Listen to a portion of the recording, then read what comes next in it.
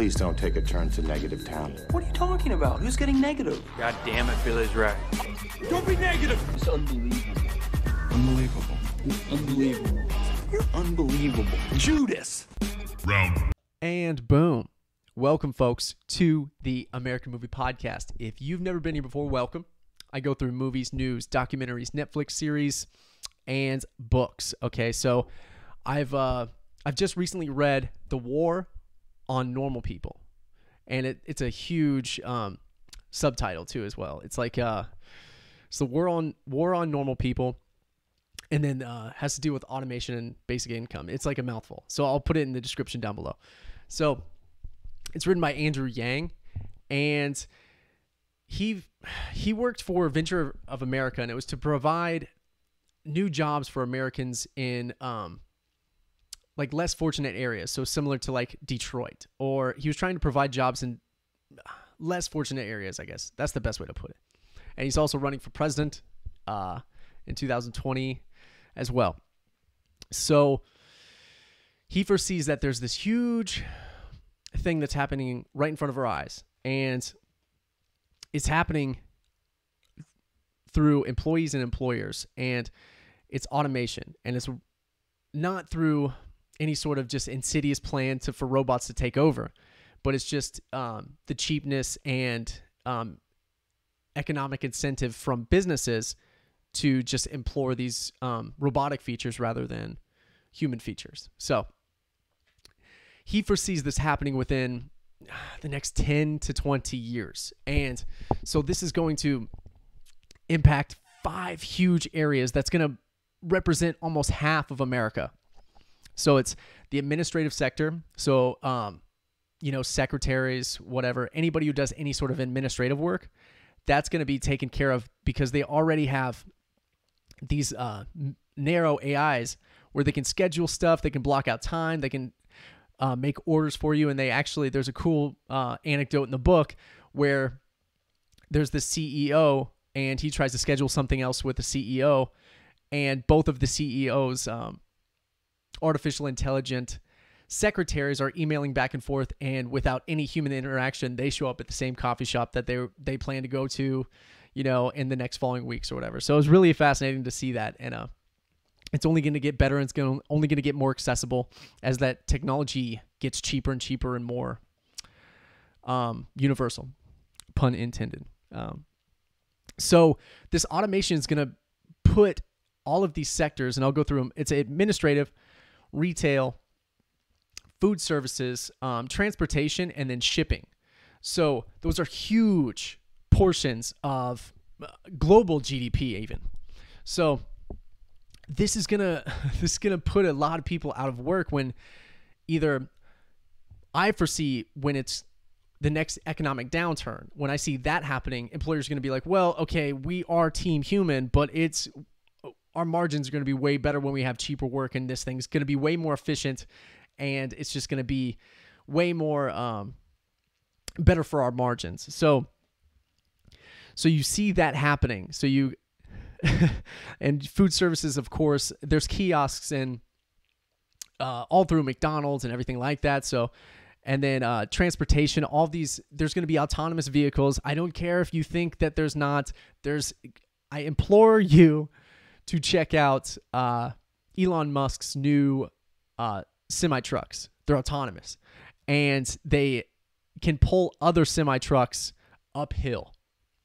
So you take his electronic autonomous semi-truck, it pulls a semi-truck on purebred American diesel, pulls it uphill. The torque is just incredible. So I implore you to check that out.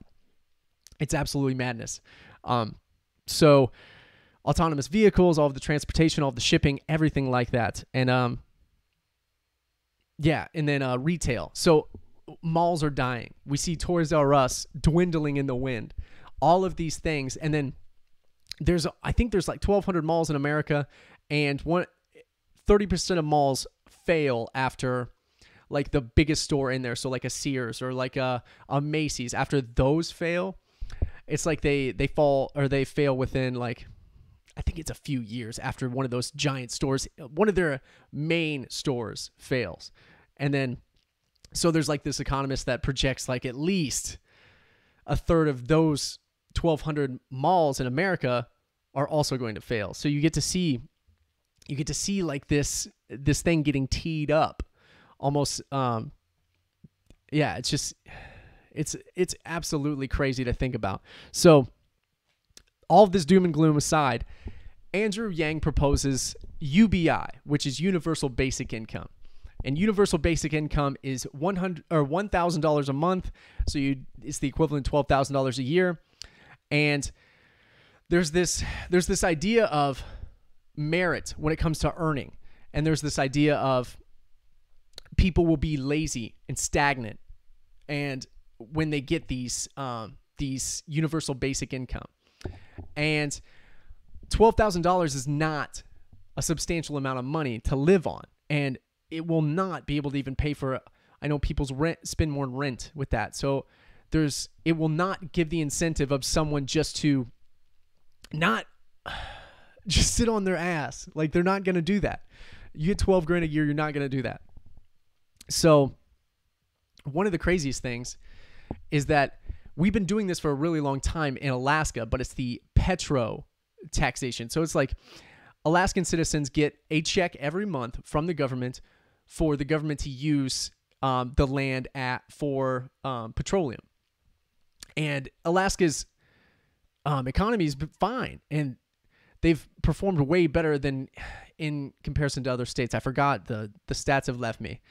But so it's incredible to think about that. Just this, I think it's around $1,000 a month, and then it just stimulates the economy because it allows people to do more leisurely things. It allows people to have more time to also do goodwill services. So similar to participate in church or participate in volunteer work or participate in the community. So it allows people to free up more time, and it allows them to actually purchase more things, boost the economy from the ground up, because a big portion of where money is inside the stock market, and a big portion of the 1% owns a significant, I'm pretty sure it's almost 98% of the stock market. The top 10% owns 90% of the stock market. So all of that is credit inside of just the United States and the marketplace themselves, and it's not going into any communities. So he proposes that all of this automation is going to allow a huge stimulus for the United States, just because people are going to be able to spend a lot more rather than it being inserted into the market by a few and far between. Because when this thing comes to a head, and the automation may not be a complete break or snap, but it'll gradually fade in front of our eyes, then that will be the problem. And it only takes, if you think about just 49% of the United States not being able to be employed, that seems like a significant thing we should address. And it's going to be here sooner than we think. Like, even if it's in 30 years, that's a lot of people. And there will be 50-year-olds that are going to have money inside their homes, and they're not going to be able to sell their home or move or pick up another job or train to become another employee, because a lot of the government-backed training doesn't work very well. So Michigan had something that was called the No Worker Left Behind, a very creative title for the project. So two or three third parties assess the economics of it, and it's not recidivism, but it's very close to recidivism if they were able to go back into the the job market. And usually there was no impact at all. Like, whenever they tried to retrain older individuals, just because they were just trying to check a badge and they were just trying to get better. But so it's going to be hard. It's going to be very, very difficult for this to occur. And hold on one second. I have stuff playing in the background. If you're on the live stream, thanks for watching, by the way. And if you're on the podcast listening retroactively, love you guys. What's up? So So yeah, sorry, pardon. So yeah, so the dropout of the labor force, all of that's going to come to a head, and it's going to be really, really difficult for all of these people to be anchored inside of an area and then asked to be retrained, asked to perform all the daily duties and pay for all of their bills when their jobs have been removed from them. And it just seems it's not like there won't be new jobs when when the future occurs, but will there be new jobs in the areas where people are displaced from being truck drivers? I got nothing against truck drivers, or food services, or retail, or administrative services. Like when those people have set roots in some area, they're not going to be able to move. A lot of people have their money tied up in their homes. So it seems like an economic disaster that's waiting to happen, and no one's talking about it. So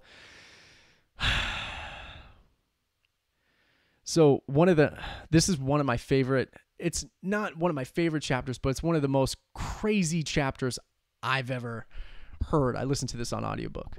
Okay, Audible, love them. So I listened to this on audiobook, and it's the opioid chapter. And one of the craziest numbers that opioids are for a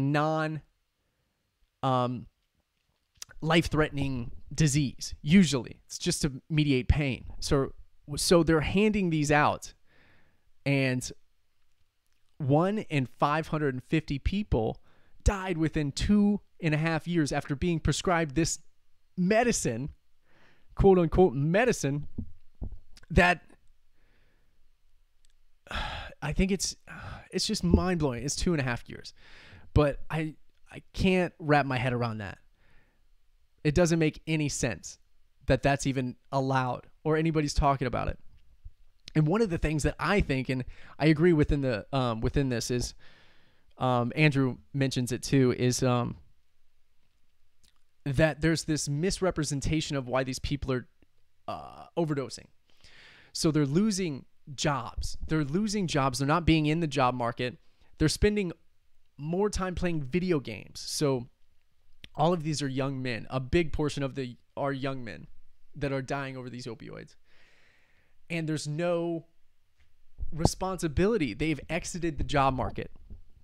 So they've just decided they don't have any purpose. They don't have any sort of help. And they're not being fulfilled in the way that I think men should be. And I don't know how to reprimand that besides taking responsibility. But besides that, there has to be some other thing. Like, there can't be, this has never happened before, okay? So it's, I believe this is correct. So middle-aged white men's life expectancy actually dropped down to African Americans, middle-aged men's life expectancy. That has never happened before. And what they can attribute to that too is joblessness. So he draws parallels to that in the book, and it's just absolutely, it's madness, man. This is one of the craziest books, and one of the it's harrowing to see that, or to listen to it and to read it and to read more about it. And it's really gut-wrenching to see that all of these people are getting sick from not only being unfulfilled, but being prescribed something that they think will help them, or they get hooked on. And so he goes into pretty much how much marketing, I think it's Purdue Pharmacies, has spent for that, and how much money they made in comparison. So it's like they spent, $600 million, but they make $2 billion a year.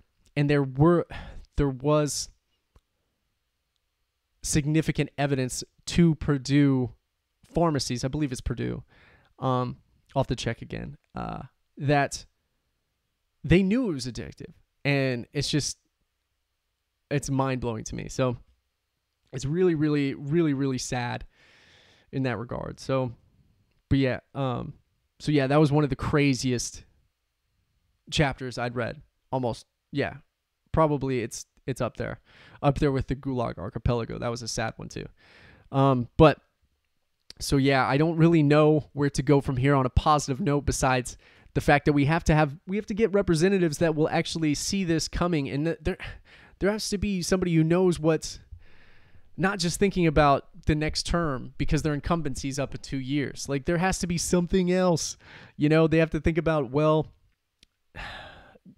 Generation Z or Generation I is going to be, they've always had the internet, and there's going to be a big portion of them underrepresented inside the electorate because people don't understand what's about to occur, and everything is moving so fast, and media consumption's moving so fast, and everything is just ramping up, and I don't know where it's going to end. And it's just difficult, man. It's just difficult. So I've been pretty well convinced that Andrew Yang's argument is at least the most plausible. His argument is all of these things, and the government isn't very good at creating policy that's going to stimulate employment. And you say, well, the employment rate's like 3% or whatever, but that only counts the people, or the unemployment rate, rather, that only counts the people that are searching for jobs. It doesn't count the people that have given up. It doesn't count the people that are underemployed, people who are baristas that have, graduate degrees or undergraduate degrees or even more. So it doesn't count any of that. It just counts the people in circulation looking for jobs. So that's one of the craziest things too. So it seems like the only option when it's laid out in these terms. And yeah, I don't know. It seems like the only one. And his pretty much motif of this entire thing is that the government's not very good at a lot of stuff, but it is really, really good at sending large amounts of checks to the United States population. It's great at that. So it would just be $12,000 a year for each individual. And yes, it would people would get the shit taxed out of them, I'm sure, that are wealthy earners or high earners. So that's the only thing I can see that's most likely the best move. I mean, it's the only most plausible move that would be able to get inertia, I think. I mean, because everything's almost set up already. We know the inhabitants of the United States, and we know their addresses. And if it's universal, it's everybody. So that seems like the most plausible move in order to counteract this systemic automation of the humongous sectors of employment. So I highly recommend you check this book out. I listened to it on audio tape. It was absolutely audio tape. There's no such thing as audio tape anymore. I listened to on audio through my cellular device, and it was just absolutely madness, and I was mind blown every time I turned it on. And I implore you to check it out. It's an awesome read. If you want to know more about Andrew Yang, just Google him. It's yang2020, I think, .com. You can check him out too. So that is all, folks. I'm leaving you with some positivity, some can-do attitude. So thank you so much. Feel free to check this book out on Audible. I'll also put a link in the description to the Amazon link. That's a affiliate link, so there will be a percentage or affiliate kickback, but it's no charge to you. It's just an affiliate sponsorship for the podcast. So you're more than welcome to check that out as well.